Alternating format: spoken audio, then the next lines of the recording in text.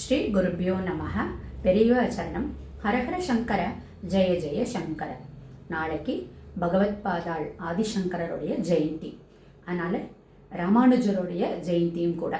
இன்றைக்கும் நாளைக்கும் ஆதிசங்கரருடைய சங்கர சரித்தம் அப்படிங்கிறதுல அதிமேதை குழந்தை பால்ய உபநயன சிறப்பு 5வது பகுதி, பேஜ் நம்பர் 858லேருந்து 866 வரணும் எடுத்துட்டுருக்கேன். நம்ம ஆல்ரெடி இந்த சங்கர சரித்தமுடைய கதையை பார்த்துன்னு வந்துட்டே இருக்கோம். நம்ம அதில் பகவத் பாதாளுடைய தாய் தந்தையான சிவகுருவும் ஆரியாம்பாளும் தவம் இருந்து இந்த அவதார குழந்தைய பெற்றெடுக்கிறா.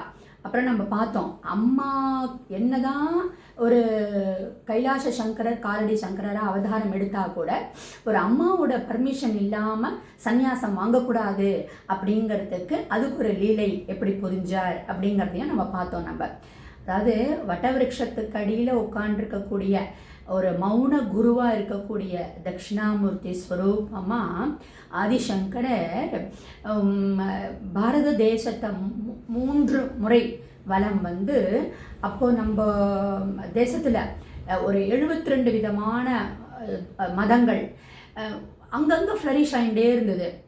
ஆனால் அந்த மதங்கள் எல்லாம் நிறையா வந்தது அப்படின்னா கூட பேர் சொல்கிறதுக்கு கூட அந்த மதங்களுடைய அந்த பேர் கூட சொல்ல முடியாத அளவுக்கு அது வந்து எஸ்டாப்ளிஷ் பண்ணிக்க முடியல. ஏன்னா நம்ம பகவத் பாதாள் ஆச்சாரியார் வந்து சங்கரர் வந்து அந்த அளவுக்கு வந்து அத்தனை சித்தாந்தங்களையும் எடுத்து சொல்லி மக்களை வந்து ஒரு நல்வழிப்படுத்தி அத்வைத்த கொள்கைகளை மக்களுக்கு பிரச்சாரம் பண்ணினார். அப்போது அந்த அந்த தட்சிணாமூர்த்தி ஸ்வரூபமாக வந்திருக்கவர் அவ்வளவு வாதங்களாக பண்ணி அத்தனை பேரையும் புத்திசம் ஜெயினிசம் அவளுடைய பிரின்சிபல்ஸ்குள்ளே நுழைஞ்சு அந்த எப்படி அந்த பிரின்சிபல்ஸ் எல்லாம் தப்புங்கிறதையும் அவளுக்கு வாதம் பண்ணினார். அப்படின்னா அந்த அந்த மேதாவித்தனம், அந்த ஸ்காலர்ஷிப் குவாலிட்டி வந்து அவருடைய பிறப்பிலேயே இருந்தது. அதுதான் அதிமேத குழந்தைன்னு பெரியவா சொல்கிறா. சைல்டு ப்ராடிஜின்னு சொல்கிறோம் இல்லையா, அதுதான். என்ன அப்படின்னா, இப்போது நம்ம ராமாவதாரம் பார்த்தோம் அப்படின்னா மனுஷ ரூபமாக எடுத்துட்டாச்சு அவதாரத்தை. ஒரு மனிதனுக்கு வேண்டிய குவாலிட்டிஸ் எல்லாத்தையும் அவர் நன்னா பண்ணிட்டு இருந்தார். அட் எனி காஸ்ட் அவர் தன்னுடைய அவதாரத்தினுடைய ரகசியத்தை தான் வந்து ஒரு அவதாரங்கிறத ஓப்பன் அவுட் பண்ணிக்கவே இல்லை, பிரதிபலிக்கவே இல்லை. அது மாதிரி தான் ஆச்சாரியாலும் கருணை கடலாக அப்படி ஒரு மேதாவித்தனம் பிறந்ததுலேருந்தே 3 வயசுலேயே எல்லா லாங்குவேஜஸும் நம்ம தேசத்தில் இருக்கக்கூடிய அத்தனை லாங்குவேஜஸையும் தேர்ச்சி பெற்றவராக ஆயிடுறாராம். அதுவும் சமஸ்கிருதத்தில் பாஷ்யங்கள் கூட எழுத ஆரம்பிச்சுட்டாராம் 3 வயதில். 5வது வயசில் ஃபுல்லாக ஸ்காலர், அவ்வளவு பாஷ்யங்கள். இதெல்லாம் எப்படி நடக்கும்? இதெல்லாம் நடக்கிறதுக்கு சான்ஸே இல்லை, இதெல்லாம் கட்டுக்கதை. ஏதாவது ஒரு நம்ம சொன்னோம் அப்படின்னா அதை எதிர்க்கிறதுக்குன்னே இருக்கக்கூடியவாள்லாம் இதெல்லாம் பண்ணவே முடியாது. ஏன்? இப்போ இருக்கக்கூடிய எத்தனையோ குழந்தைகளுடைய ஐக்யூ லெவல் இவ்வளோ ஜாஸ்தியாக இருக்குது. Within a fraction of a second இவ்வளவு மேக்ஸ் கால்குலேஷன்ஸ்லாம் அவள் போடுறா அப்படின்லாம் நம்ம பார்க்குறோம் ஐக்யூ லெவலுடைய. அப்போ அந்த பூர்வ ஜென்மத்தினுடைய வாசனை கொஞ்சம் இருக்கும். இவரோ கைலாச சங்கருடைய ஸ்வரூபமாகவே வந்திருக்கார். அப்போது அந்த மேதாவித்தனத்தை அவர் இல்லாமல் இருக்குமா அவருக்கு? அப்போது என்ன சொல்கிறா பெரியவா அப்படின்னா, நம்மளுடைய தமிழ்நாட்டில் இருந்தக்கூடிய திருஞான சம்பந்தர் எத்தனை ஒரு தமிழ் மறைன்னு சொல்லக்கூடிய தேவாரத்தை 3வது வயசில் பாடியாச்சு. அந்த அளவுக்கு அந்த என்ன சொல்கிறது மேதாவித்தனம் இருந்தது.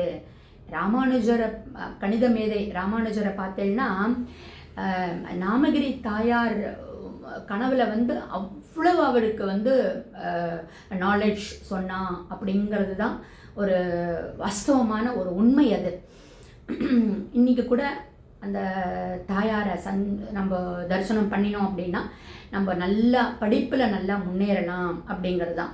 சரி, இப்போ எதுக்கு இதெல்லாம் சொல்கிறோம் அப்படின்னா, அவ்வளவு அந்த சைல்டு ப்ராடிஜியாக பகவத் பாதால் இருந்திருக்கார் அப்படிங்கிறது அந்த குழந்தையிலேயே அது தெரிஞ்சிருக்கு அப்படின்னு சொல்கிறார்.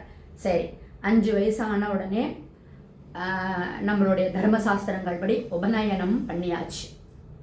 ஞான சம்பந்தருக்கு 3வது வயசுலேயே பண்ணியாச்சான். பெரியவா சொல்கிறார். பதிகம் பாட ஆரம்பித்ததுக்கப்புறமா க்ஷேத்ராடம்லாம் போனாராம்.